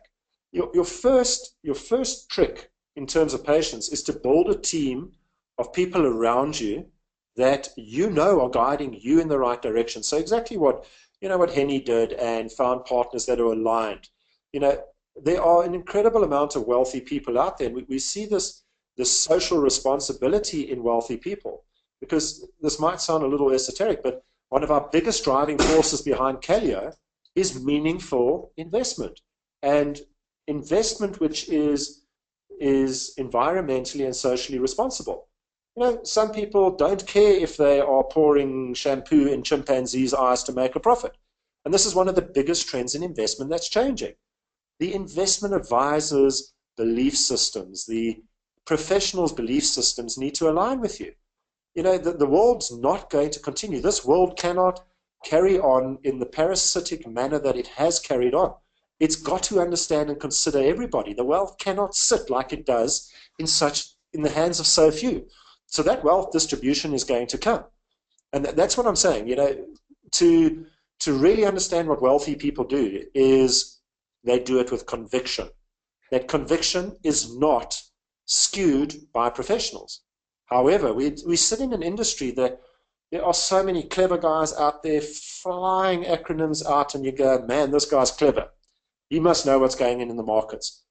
If you don't understand his plan, you are not going to make money. And that's what I say. There are some very basic fundamentals in an investment. I actually made a note of this. I'm just going to just go to it. You've got to have an interest in the investment process. You can't hand over, and I mean this. You cannot just hand over your money and go, I'm giving it to a professional, I trust him. That's like taking one opinion when you are diagnosed that you're going to be dead in a week.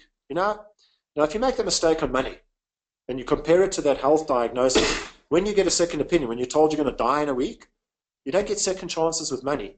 So the important is you are the other person in that relationship. So you've got to build and understand and have a serious interest in the investment process.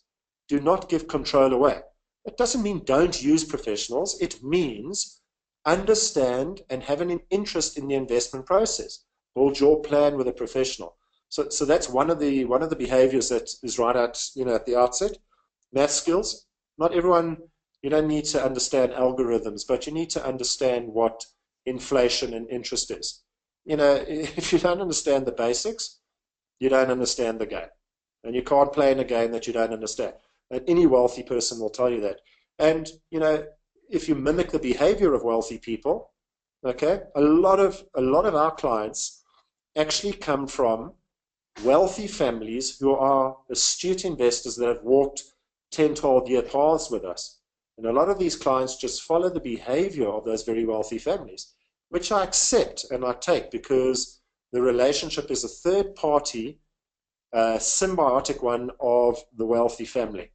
So it's very important to understand the behaviors of wealthy and good investors, and don't be scared to ask questions. Man, you can get any question answered with the information today. And then that's the math skills basic, a firm grasp of financial history. This, I want to reiterate. I mean, you've got to know what happened in the past to understand the 95% driving fundamentals of what will happen in the future, just in different forms. And that from that position, wealthy people build expectations, and they build realistic expectations. And then they can take those realistic expectations and be what we call, what is a good client? A good client partners with us. They don't fight with us. They don't worry about the world at large. They understand the performance of their portfolio relative to the world's history and the world's looking forward. So these are very important things. You've got to partner with people that are aligned to your investment philosophy. They've got to have people that are aligned. You can't be told you can't invest in something because your damn advisor doesn't understand it. His job is to do a due diligence on it and say, that sector has these risks, that sector has these upsides, that sector has these liquidity constraints. You want your money back in 2 years? Hey, you know what? Don't buy a 5-year investment. Property, for example, don't buy a 5-year equity or stock that we believe is only going to show value in 5 years. And that all comes from those very basic skill sets. And then the fourth one, the most important one, and this is where you take any super wealthy person and any wealthy person, is the emotional behavior. And emotional behavior in entrepreneurs is often reckless, which makes them the money, but it's still the right emotional behavior sometimes to make the wealth. But when you invest and you manage assets and you're managing your portfolio, your emotional behavior is far more important than your intellectual behavior. The intellectual behavior is there. The emotional behavior is what kills 95% of investment portfolios, and it's the very behavior wealthy people have learned to outsource, and the very important part that they have learned to have advisors control for them. That was a mouthful. I need water. Oh, that's brilliant, dude. That's really, really valuable. You got asked this question in public in October about having a global mindset, being a global citizen. And, you had a really kind of pragmatic answer to it. And, what is your thoughts of having the answer was important? Sorry, say that again, Scott. You're going to have to remind me what my answer was. No, it's not so much what your answer is, but you've answered it in many ways today. But it's just why is it important to have the global mindset? Not necessarily be myopic and have everything tied up in one country, one asset class, one currency. Well, I just think people need to be the ant that leaves the anthill at some point. We're not an environment where it's hard to get information on the global environment anymore. You know what? I also think you've got,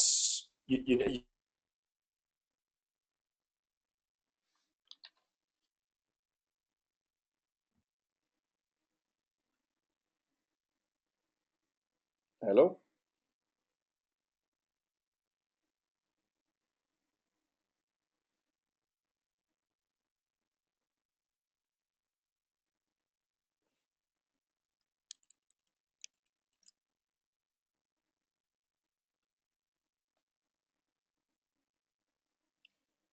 Guys, Kevin, are you there? We lost Garth, or was it just me on my side?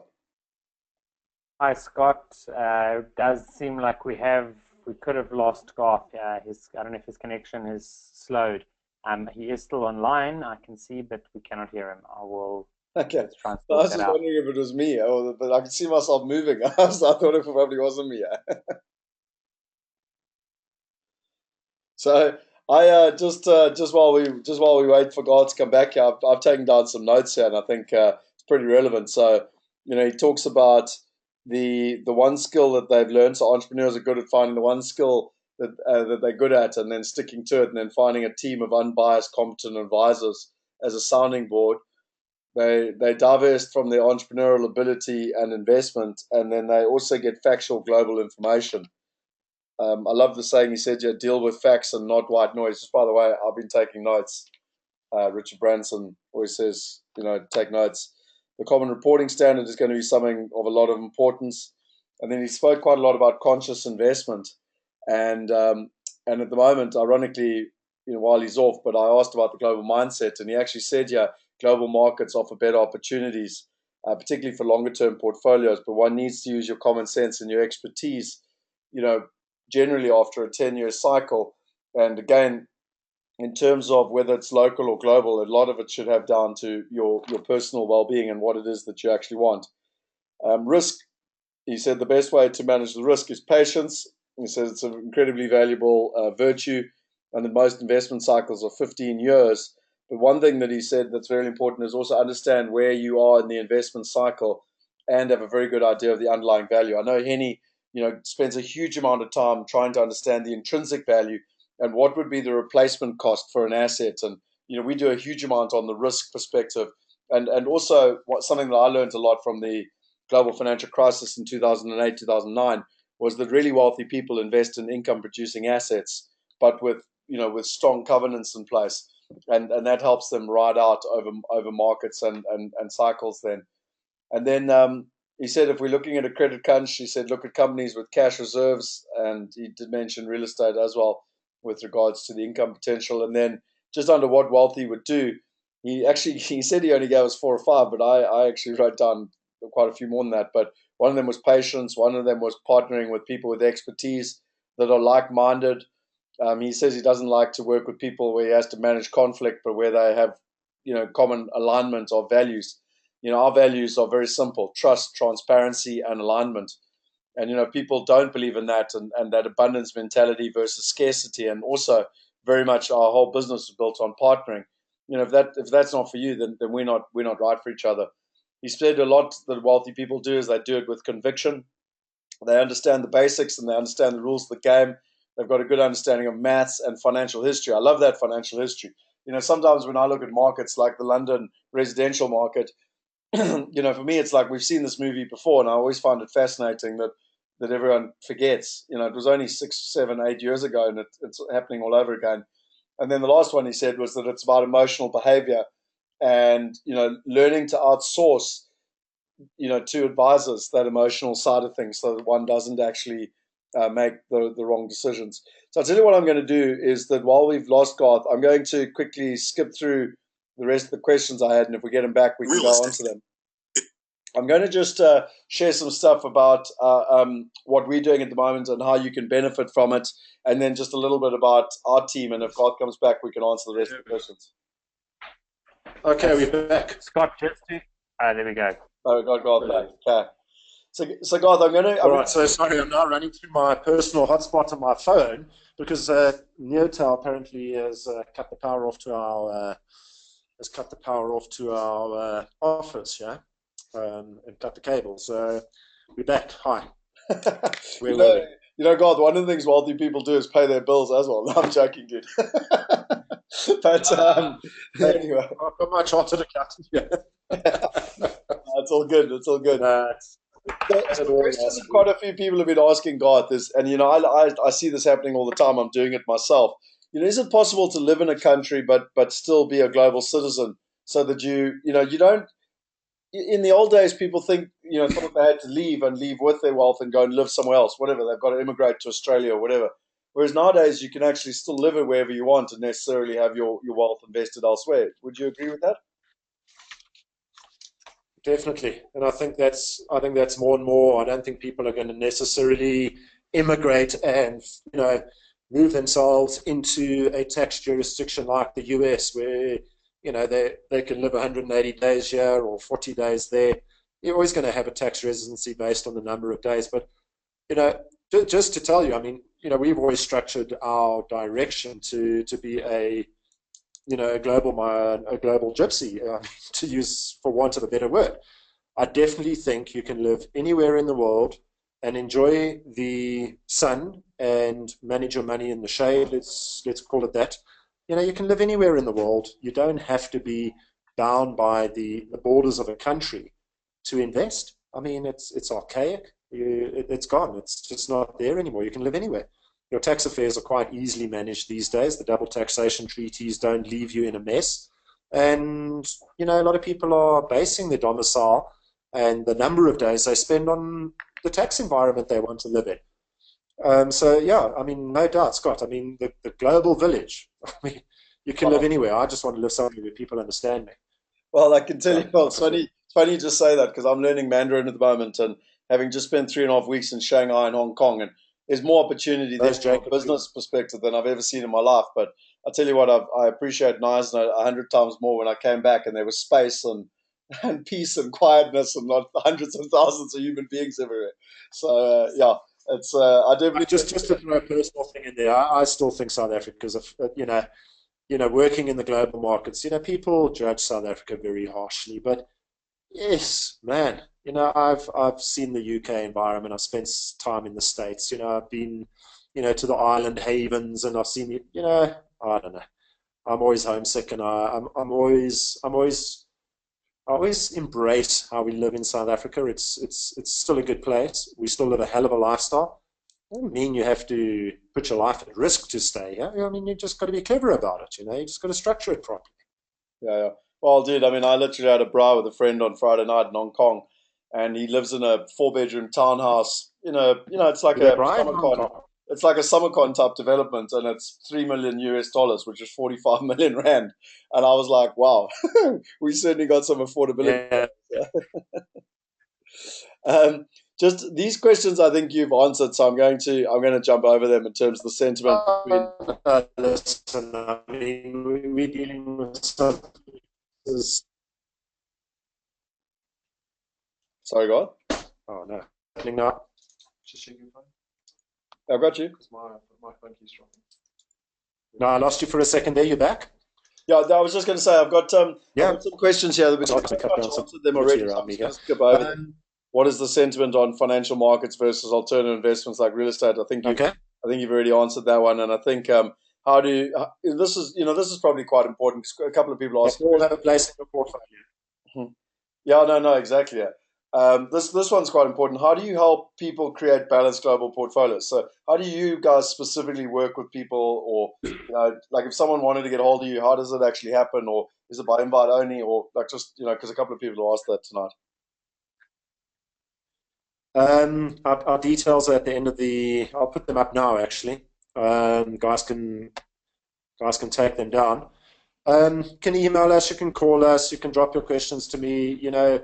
we've got a very large ability to answer questions. You know, we've got a lot of qualified, you know, wealth managers here. We spend a lot of time on, you know, on them spending time in the investment committees and that. So you're going to get very consistent answers across what you have here. And we have no problem answering questions. We're not here to, you know, just to capitalize clients. It's really not our focus. If people are looking to build a wealth management plan, all they need to do is contact us. I mean, we will show them how to build the global portfolio. We'll identify where they are in the cycle of asset liability modeling. We will build their portfolios from scratch. We will understand the existing investments. Remember, we're not trying to dissolve existing relationships. You know, if you've got relationships that work for you, we are there to create and integrate existing decisions, identify weaknesses and strengths, and build that portfolio for you. So if anyone's interested, just type in the word contact there, and we'll make sure that we put you guys in contact if you haven't already got their contact details. You did answer the next question, and I think I was asking, you know, what impacts the Panama Files having, but I think you've pretty much answered that with that transparency around the world and how in the next 5 years there's not really going to be anywhere to hide. Yeah, you're spot on the answer there. I mean, global transparency just is delivering the perfect information flow, and it's going to be nowhere to hide. You know, people that have diddled their countries out of money are going to squirm, and yeah, I just think for the world to be a better place, you need to contribute to whatever jurisdiction and country you choose to live in. You know, you can't live for free. You've got to make contributions to the rest of the world. And I think one of the things is to understand tax in different environments, you know, and this is a contentious subject. Tax is an incredibly useful thing used by governments correctly to channel wealth to other people. And it's to understand where you want to contribute your tax and to align yourself with that. So, you know, South Africa might not be your cup of tea. I was just want to say, Scott, that I think a lot of people don't realize how serious the implications will be if you do not actually do this, and you're caught, for example, from exchange control perspective, not having sorted this out. You know, we've seen cases where this has taken place, and you can not only lose 100% of those assets, but they will go after you for back taxes, etc., and penalties. So it is a very serious threat to the hard work that our clients worked very hard to establish. And you know, we talk about market threats and we focus on all this stuff, but if you don't address this threat, it could definitely destroy wealth. I'm glad you reiterated that, guys. You need to understand that, you know, because you've got offshore money doesn't mean you're in trouble. But please understand what that means. It can be devastating if you don't. Files, there'll be a lot of people named and shamed in that, and I look forward to the Jersey ones. So you answered this next one in terms of based on everything that's happening. I'm interested in what your thoughts are. You know, when you talk about wealth management, and a lot of people talk about the concept of a family office, and you know, around the world, it's quite interesting. Like even in China, I asked people, you know, do you know what a family office is? And they were like, no, we don't get them here. And ironically, I then met a very wealthy family, and they were like, we're a family office. And I was like, you just clearly don't know wealthy enough people. What are your thoughts on kind of a family office, or is effectively what you guys do a family office? Or I just wanted to get your take on this, you know. Look, I think the value add of the wealth management industry will require, you know, the services. I mean, I would say we are a family office, but we're probably more a hybrid private bank offering where we deal with all of those aspects that are really painstaking issues for high net worths to deal with. But also on that point, I want to make it abundantly clear: we don't only serve the high net worth markets. You know, it's not really true that. But the family office, my view on it is it will become one of the most instrumental offerings that exists in terms of the wealth management industry, because the family office doesn't just take cognizance of present wealth, it takes cognizance of multi-generational wealth. It takes cognizance of every aspect. And yeah, in that concept, yeah, I feel family offices are going to be a very, very powerful, very powerful growing entity out there. Okay. And then my last two questions was, you mentioned you don't just look after, the ultra high net worth. So again, what can people do to learn and partner with wealthy people? Not necessarily partner, directly per se, but I mean, what if you've got someone that's online tonight and they've been learning from you today, and there's, don't get me wrong, there's a lot of information you've shared. What would be your kind of one tip, one book they should read, one thing they should do? What would it be that people can do to learn and partner and be like what you suggested wealthy people are doing? Sure. Look, it's quite a complex question with a lot of different areas. I think the start is information.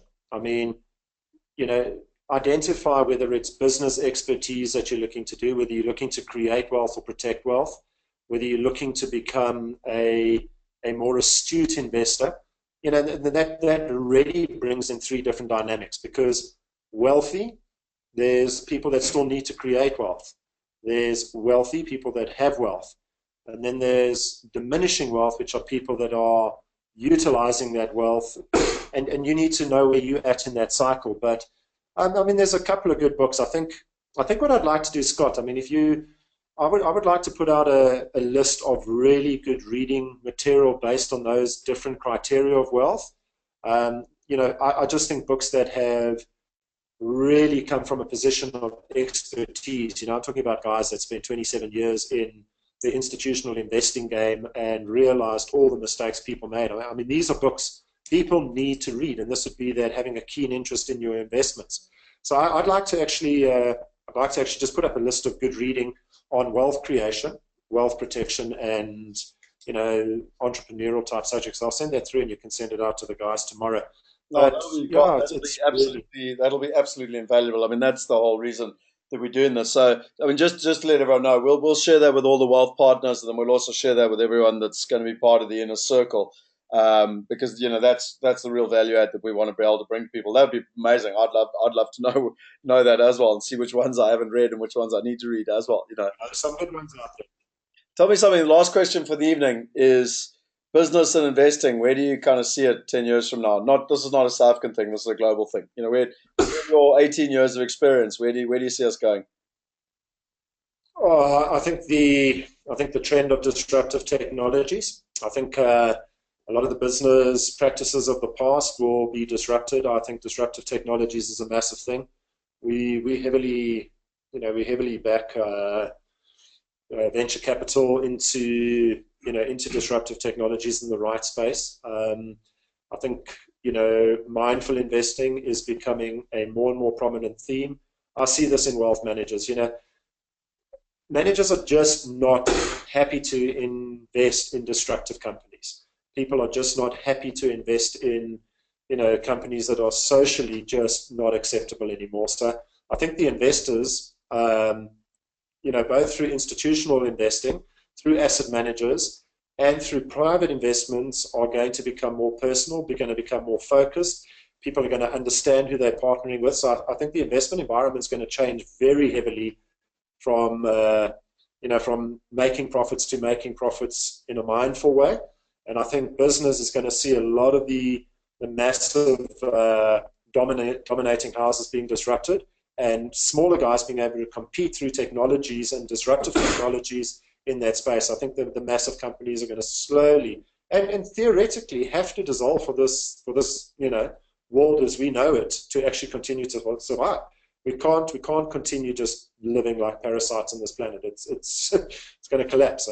So I think that's where investing will go, and I think that's where business will go. People are just not going to be happy with one shareholder sitting there sucking up the profits. People are going to disintegrate those businesses slowly over the next 10 to 20 years.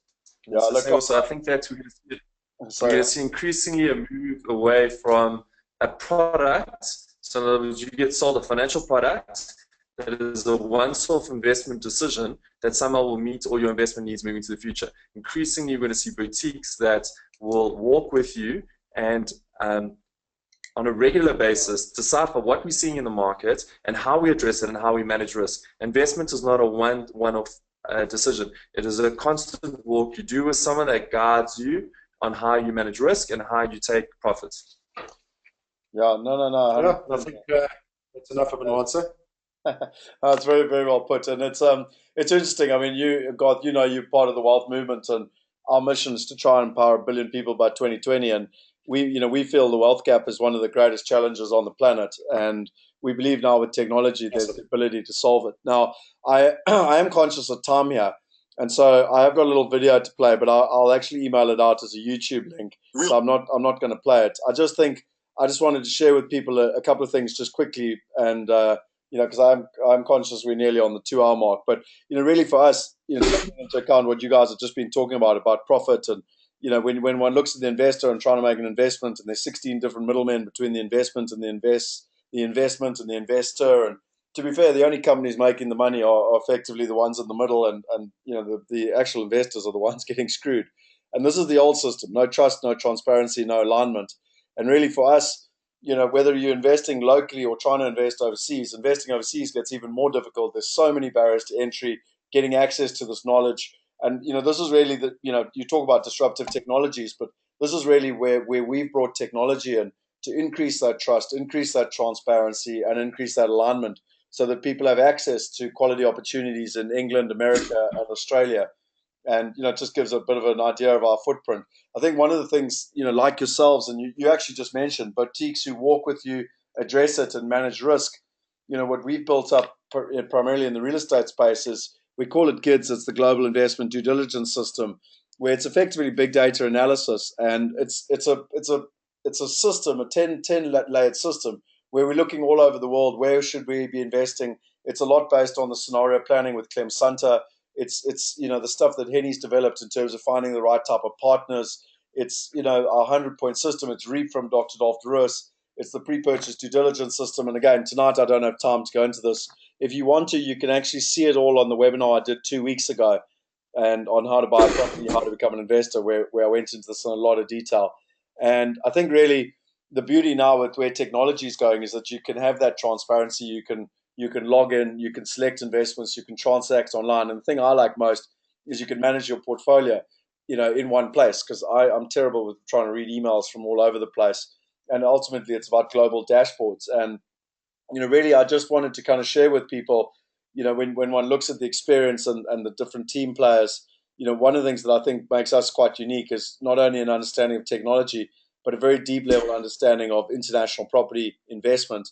And there's multiple players that are involved in the team. It's certainly not a one-man band or the Scott Picken show or the Garth show or the Henny show or the Hilda show. There's many, many other very, very great people that are part of it and assisting. And, I just wanted to let people know that I actually found out this morning Medical 5 is about to go live, and we've also managed to secure Medical 7. So Henny and Michiel have been working really hard in America. They've got some really good news. So if you are interested, we've got some really good medical assets. I know, Garth, you and Henny have had a lot of conversations around medical per se, because of, just effectively, well, it's certainly an asset class around the world that a lot of people are getting into because of the safety measures and the way that it effectively is an asset class that protects against the volatility.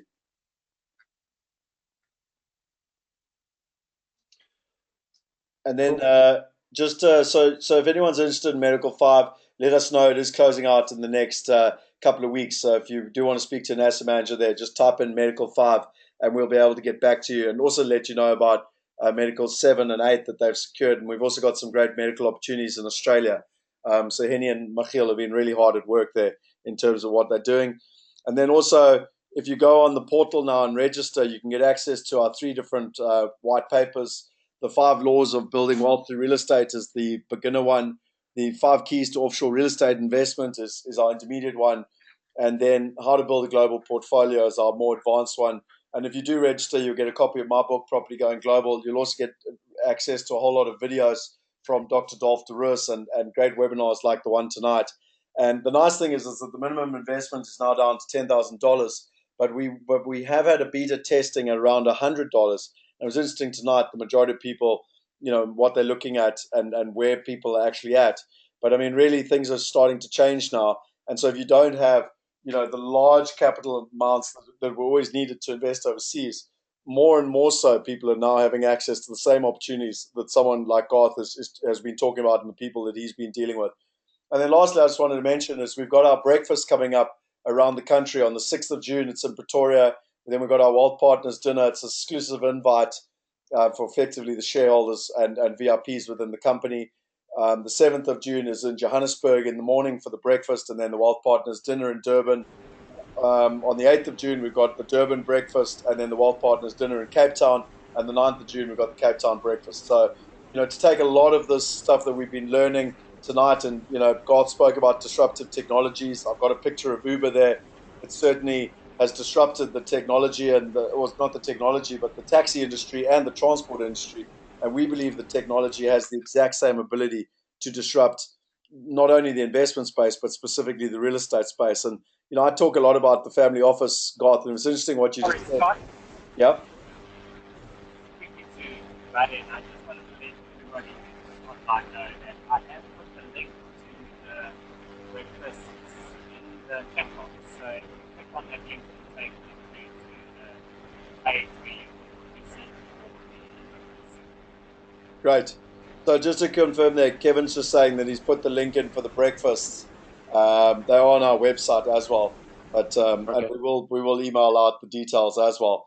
And I just wanted to finish. It was actually interesting what Garth was talking about with the family office and how that's actually going to become more and more important. And in simple terms, having dealt with wealthy people all over the world, most people don't really understand this principle. But all a family office really does is they do what Garth has been talking about tonight, where they look all over the world. They look at all the macro analysis, they look at the risks, but then they also take the bespoke understanding of that family and that generational wealth, and they marry the two together. And our dream, when one comes to technology, is why can you not put the power of the family office in every single person's pocket? Literally put it in the power of their cell phone and help them be able to do it. And that's really, something that we're striving to and that we feel pretty passionately about that we can do. And, that's why something like tonight is so important, because someone like Garth is really sharing his 18 years worth of knowledge and not only what he's learned, but what he's witnessing and, in terms of pattern recognition from other very, very wealthy people. So, I just wanted to really thank you, Garth. It's a real privilege and an honor to, for you to come online so late tonight. I know you've been sick as well, and been sharing so much information with everyone. And I just want to say thank you. I really appreciate it. No, Scott, thank you. It's always a privilege to be able to share knowledge with people on the subject. And I thank you for inviting, Kelly and myself into the webinar. It's been an absolute, pleasure to talk to everybody. But as you say, I am sick and it's time to go and take Carenza and call it a night. No, 100%. And just so that everyone knows, our wealth partners, very much thanks to Hilda and yourself, you've agreed to come and assist them all on Saturday. So guys like Andrew and Cooper and stuff that have been asking, where's the best place for offshore trusts, etc. We do really look to add value to our wealth partners. So they'll be getting access to being able to go through that. In terms of some of the other questions, there are so many questions here. So you and I will have to figure something out, Garth, as to a way to do it. Maybe we do another webinar some other time in the future when you're feeling better. But I think we should call it simulate item and come up with something. What's that, sorry? I said you can just assimilate the questions into the themes, and we're more than happy to answer those. I can just do a video and send it through to you answering those specific questions if I haven't answered anything. So no problem. No, perfect. Well, listen, I really appreciate your time. To everyone who's been online tonight, thank you very much to Hilda for organizing and to Kevin for organizing and running the whole thing. I appreciate, and thank you to both of you as well. And I think that's enough for tonight. 2 hours of intensive information. I'm sure everyone is pretty overwhelmed and tired, but look forward to adding value to people in the future. And don't forget, next week we've got the webinar with Roger Hamilton, one of the most respected authorities around the world on global business and particularly exponential business. And then in 2 weeks' time, we've got Hilda with her tremendous experience in South Africa, one of the more successful South African business ladies, and highly recognized at an international level. Just been invited by Virgin Unite and Richard Branson to be part of one of their driving steering committees, and she's going to be sharing some of the skills, knowledge, and lessons that she's learned through life, and also empowering women to really be able to step up and to take advantage and to get into their greatness. So we've got some great weeks ahead of us. And again, Garth, thank you for being part of this this very powerful month in trying to empower South Africans and give them access to the right information.